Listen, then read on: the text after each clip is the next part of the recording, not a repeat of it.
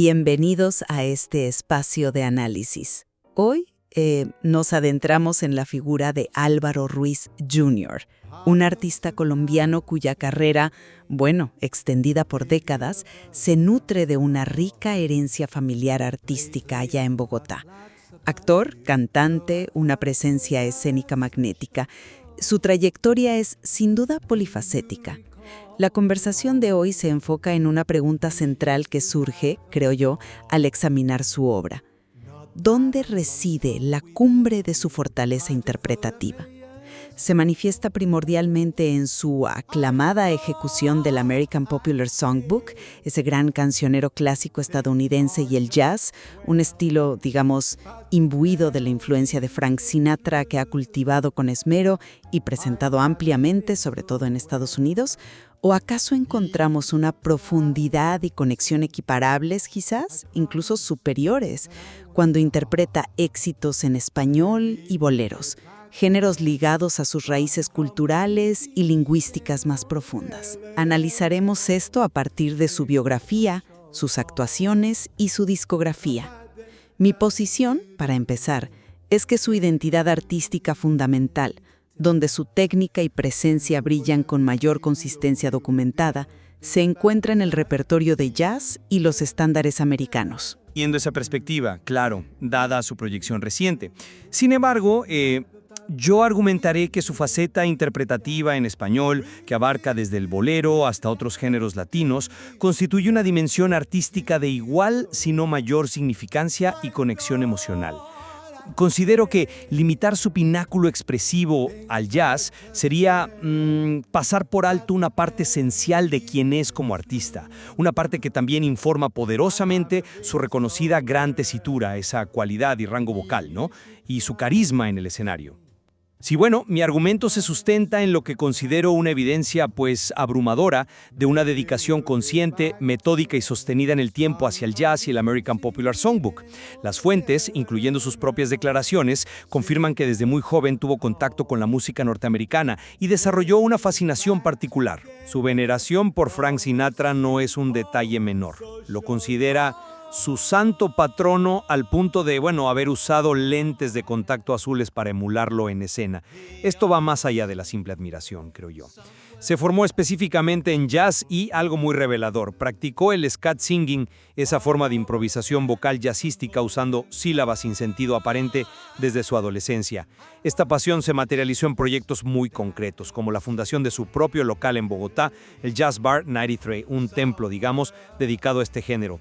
Sus palabras son inequívocas. En entrevista con Searte afirma: «Desde muy pequeño tuve acceso a la música americana, siempre quise convertirme en un cantante de jazz».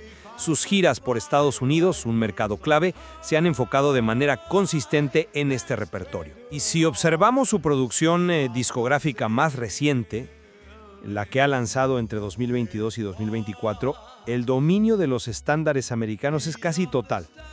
After the Loving, When Joanna Loved Me, I Could Write a Book, Too Marvelous for Words, So Nice, It's All Right With Me, How Little We Know, As Long As She Needs Me, una lista larga. Su propia narrativa biográfica subraya este camino, describiendo su encuentro con el American Popular Songbook como un momento místico y una obsesión artística recurrente. Incluso la técnica increíble que se le elogia a menudo se vincula con las exigencias del fraseo ágil y la complejidad armónica del jazz al estilo Sinatra. Todo esto dibuja un perfil donde el jazz no es solo un gusto, sino el eje central de su proyecto artístico más visible y más documentado. No niego la dedicación y la evidencia que presenta sobre su faceta jazzística. Es extensa y convincente en su propio derecho, es verdad. Pero me pregunto, ¿esa dedicación necesariamente define la totalidad o incluso el pico de su capacidad expresiva? Propongo mirar el cuadro completo empezando por sus raíces. Nació y se crió en Bogotá, inmerso en un ambiente artístico colombiano. Las fuentes sugieren que su primer contacto musical, su arrullo, fue un bolero quizás, el clásico Noche de Ronda. Esa conexión fundacional con la música en español es un dato biográfico potente que no deberíamos subestimar. Su carrera temprana despegó en Colombia, formando un dúo con su hermano Mario, una experiencia netamente local. Luego vino un hito fundamental, su participación en el elenco original de la versión española del musical Evita en Madrid. allá por 1980. Eso no es un detalle menor, ¿eh? Hablamos de un rol protagónico en una producción de altísimo nivel, cantando en español y conectando con un público hispanohablante en un registro dramático y vocalmente exigente. Ajá. Sí, Evita fue importante. Claro. Exacto. Y más recientemente, en la misma entrevista de Searte, donde profesa su amor por el jazz, también nos regala una interpretación sentida de una canción en español, demostrando que esa vena sigue viva y vibrante, y que su maestría se extiende a ese registro con igual solvencia emocional. Y quizá la prueba más contundente y actual de esta dualidad es el sencillo bilingüe What a Difference a Day Makes, Cuando vuelva a tu lado, lanzado en 2024. ¿No es esta una declaración artística explícita de que ambos mundos coexisten y son valiosos para él? Interpretar en su lengua materna, el español, podría desbloquear una capa de conexión emocional diferente, más visceral quizás, que module de manera particular esa gran tesitura y esa presencia escénica. Incluso el humor, elemento clave de sus shows según se menciona, no adquiere una resonancia cultural específica, una complicidad distinta cuando se articula en español. Tal vez el fuerte enfoque reciente en los estándares americanos sea reflejo de una etapa vital o una adaptación estratégica al mercado estadounidense donde reside y actúa, pero no necesariamente la fotografía completa de su cumbre artística a lo largo de una vida, ¿no crees? Entiendo la lógica de tu argumento sobre la importancia de las raíces y las experiencias tempranas. Sin embargo, al ponderar la evidencia, insisto en la continuidad y la intencionalidad detrás de su camino en el jazz. No se trata solo de anécdotas de juventud o fases superadas. Hablamos de décadas de estudio dedicado, de la inversión significativa que supone crear y mantener un local como el Jazz Bar 93, de orientar sus giras internacionales hacia ese repertorio específico y, crucialmente, de una producción discográfica reciente que es casi monolingüe en inglés. Esto configura un patrón muy marcado, ¿no? Su propia narrativa autobiográfica, muy cuidada en el video homenaje por sus 70 años, aunque menciona sus inicios en Colombia y Evita, vuelve una y otra vez a destacar el descubrimiento del jazz, el scat, Sinatra y el American Songbook como los hitos definitivos, su obsesión artística.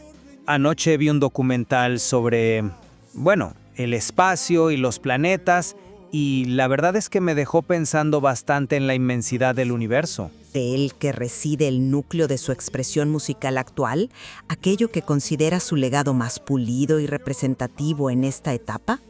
¿No es esa la faceta donde él mismo siente que ha cumplido su sueño artístico primordial? Bueno, precisamente sobre ese punto de la discografía reciente es donde mi interpretación difiere un poco. Que el American Songbook sea una obsesión documentada y el foco de su producción actual no invalida automáticamente la profundidad o maestría alcanzada en su vertiente hispana. Es innegable que es la faceta más visible ahora, pero ¿es necesariamente la más profunda o la única donde alcanza la excelencia?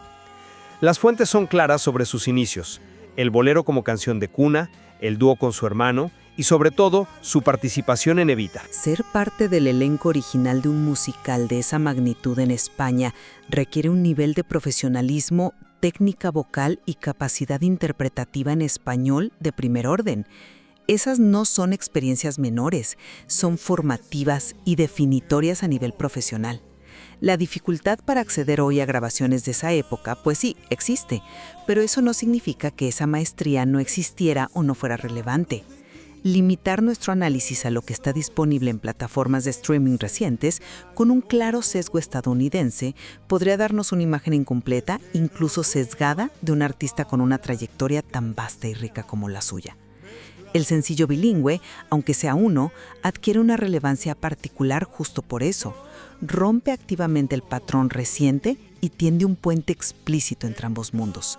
Podría interpretarse no como una excepción, sino como una afirmación de que esa dualidad es intrínseca y sigue vigente para él. No es solo mirar al pasado, es una declaración artística hecha en 2024, Planteas una cuestión válida sobre la posible influencia del mercado o las fases de una carrera. Pero volvamos a la cuestión de la técnica y el estilo interpretativo, que es central en nuestra discusión sobre dónde reside su mayor fortaleza. La entrevista de Searte elogia específicamente su técnica increíble. Si bien cualquier género de calidad exige técnica, Hay ciertas habilidades que asociamos más directamente con el jazz y el estilo crooner que él emula. Pienso en la agilidad vocal, necesaria para el scat singing que practicó desde joven, la precisión rítmica, el fraseo sincopado tan característico de Sinatra, la capacidad de navegar armonías complejas con soltura. Este tipo de virtuosismo técnico es el que a menudo se destaca cuando se habla de grandes intérpretes de jazz. El repertorio del American Popular Songbook, con sus sofisticadas estructuras armónicas y melódicas, parece el vehículo idóneo para exhibir precisamente ese tipo de destreza vocal que tanto admiraba en su santo patrono. Las fuentes parecen apuntar a que es en este terreno donde su dominio técnico es más evidentemente celebrado o, digamos, destacado. Discrepo respetuosamente con esa asociación tan directa entre técnica increíble y exclusivamente las demandas del jazz. La técnica vocal no es un concepto único. Se manifiesta de maneras distintas según el género y la intención expresiva. Interpretar un bolero con profundidad o una balada desgarradora en español exige un dominio técnico diferente, pero igualmente riguroso. Requiere un control exquisito del aire para sostener notas largas cargadas de emoción, una tesitura, ese rango y color vocal que se pliegue a la narrativa sentimental de la letra, un fraseo que respete la cadencia natural del español y la poesía inherente al género. Su interpretación de la canción en español en Searte fue una demostración palpable de esa otra forma de maestría, la capacidad de transmitir emoción profunda a través de un control vocal adaptado a ese lenguaje musical específico. Y pensemos en la presencia escénica. No podría manifestarse de forma distinta. El humor que utiliza, por ejemplo, podría conectar de una manera más directa, más culturalmente cómplice, con un público hispanohablante, generando una calidez particular. La técnica no se mide solo en agilidad o complejidad armónica. También reside en la capacidad de conmover, de establecer una conexión íntima. Y ahí el idioma materno y los géneros asociados a él pueden ser herramientas increíblemente poderosas, y donde su fortaleza podría ser igualmente o incluso más impactante para cierto público. Reconozco que la conexión emocional a través del idioma materno es un factor poderoso e innegable. No obstante, si volvemos a ponderar el peso de la evidencia documental y sobre todo las declaraciones explícitas del propio artista sobre sus aspiraciones y su trayectoria, la narrativa predominante sigue apuntando al jazz y los estándares como el cumplimiento de un sueño vital y su vehículo expresivo preferente. El video homenaje por sus 70 años, que él mismo narra, construye una línea de vida donde el descubrimiento del jazz, la fascinación por Sinatra, la práctica del scat y la inmersión en el American Popular Songbook son presentados como los ejes centrales y recurrentes de su vocación artística. Menciona sus inicios y Evita, por supuesto, son parte de su historia, pero el énfasis narrativo, la obsesión artística declarada, recae consistentemente sobre el repertorio americano.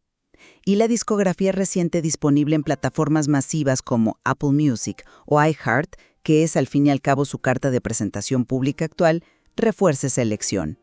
Es la faceta que él está activamente grabando, promoviendo y compartiendo con el mundo en esta etapa de su carrera. Parece ser la imagen artística que él mismo elige proyectar como central. Esa es una lectura posible de su enfoque actual, sin duda. Pero insisto en cuestionar si esa elección de repertorio para grabaciones o giras recientes representa necesariamente la totalidad de su cima artística o si está condicionada por otros factores. Podría ser una estrategia adaptada al mercado estadounidense, donde parece estar más activo últimamente, o simplemente una decisión consciente de explorar a fondo esa vena particular durante un periodo específico de su larga carrera. Que hoy se enfoque más en el jazz no borra ni disminuye la maestría que demostró y seguramente aún posee en géneros en español. Su probada capacidad para transitar entre la actuación y el canto, entre el inglés y el español, entre la complejidad del jazz y la emotividad del bolero, habla de una versatilidad excepcional. El hecho de haber sido figura clave en Evita en España, una producción icónica en español, la elección de incluir una canción en español en una entrevista tan significativa como la de Searte, el lanzamiento consciente de un sencillo bilingüe. Todos estos son actos que sugieren que la vertiente latina no es un mero recuerdo, sino parte integral y viva de su identidad artística. Quizás para apreciar plenamente dónde reside su mayor fortaleza interpretativa, necesitemos mirar más allá de las grabaciones de los últimos 2 o 3 años y considerar la trayectoria completa, reconociendo que su excelencia puede manifestarse de formas distintas, pero igualmente poderosas en ambos registros. Es un buen punto para ir resumiendo. Desde mi perspectiva y basándome en la evidencia acumulada, la trayectoria de Álvaro Ruiz Jr. revela una dedicación sostenida, profunda y articulada de forma consciente hacia el American Popular Songbook y el jazz.